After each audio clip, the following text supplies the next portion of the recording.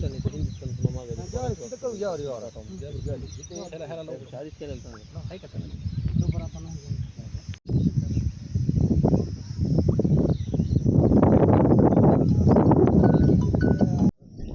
अवकाळी तर कधी दुष्काळ यामुळे धाराशिव जिल्ह्यातील शेतकऱ्यासमोर सातत्याने संकटाचा पाडा सुरूच असतो।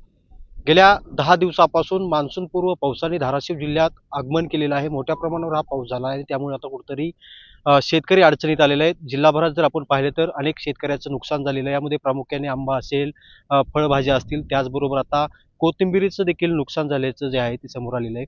मी आता धाराशिव तालुक्यातील तेर परिसरामध्ये पाहिलं तर या ठिकाणी हा 2 एकरवरील कोथिंबिरीचा प्लॉट आहे। मात्र कुठेतरी या पावसामुळे जी आहे ती कोथिंबिरीची वाढ खुंटली आणि कोथिंबीर अक्षरशः जळून गेलेली आहे।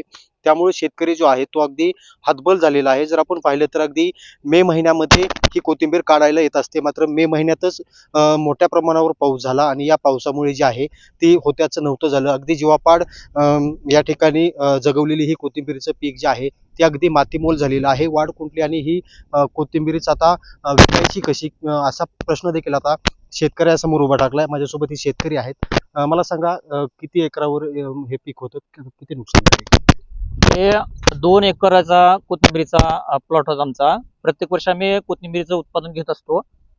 यावर्षी पण मे मध्ये पेरणी झाली होती 2 एकर। मात्र अपेक्षा नसताना अवकाळी पावसाला सुरुवात झालेली आहे आणि पाऊस जास्त पडल्यामुळं कोथिंबीरीला पाणी लागलेलं आहे आणि कोथिंबीर उगवली जळून गेलेली आहे। त्याचप्रमाणे ते जे काही थोडं बहुत आहे आता ते पिवळी सुद्धा पडलेली आहे आणि हे कोथिंबीरीसाठी मिनी स्प्रिंकलर जवळजवळ 1,40,000 घेतलं होतं आणि इतर खर्च सुद्धा बाकीचा झाला आहे। बियाणं किंवा मजूर असतील 1,00,000 रुपये एवढा खर्च झाला आहे। प्रत्येक वर्षी उत्पन्न घेतो त्यावेळेस आमचं 3-4 लाखाची कोथिंबीर होत असते।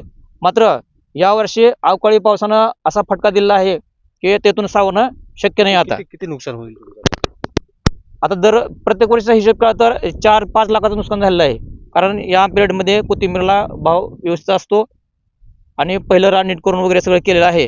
मात्र अपेक्षा अशी होती की काहीतरी उत्पन्न मिळेल, मात्र पूर्ण नुकसान झालेलं आहे आणि आता याला व्यापारी सुद्धा घेणार नाही एवढी कोथिंबीरीची परिस्थिती बेकार झालेली आहे। काय मागणी असणार आहे सरकारला? तर शासनानं जे असे कोथिंबीरीचे प्लॉट आहेत किंवा इतर आहेत त्याच्याकडं पंचनामे करून त्यांना प्रत्येक वर्षी एवढं उत्पन्न निघत होतं सरासरी हे काढून तेवढी शासनानं मदत करावी अशी आम्हाला शासनाकडून अपेक्षा आहे।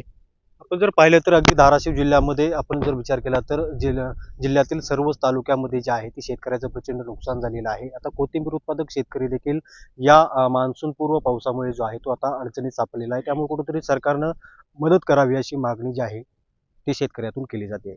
बालाजी सुरवसे, साम टीव्ही, धाराशिव। देश विदेशातील प्रत्येक घडामोडींचे लाईव्ह अपडेट मिळवण्यासाठी आता साम टीव्हीच्या सर्व सोशल मीडिया प्लॅटफॉर्मला लाईक, फॉलो आणि सबस्क्राईब करा। तसंच सर्व नोटिफिकेशनसाठी बेल आयकॉन प्रेस करायला विसरू नका।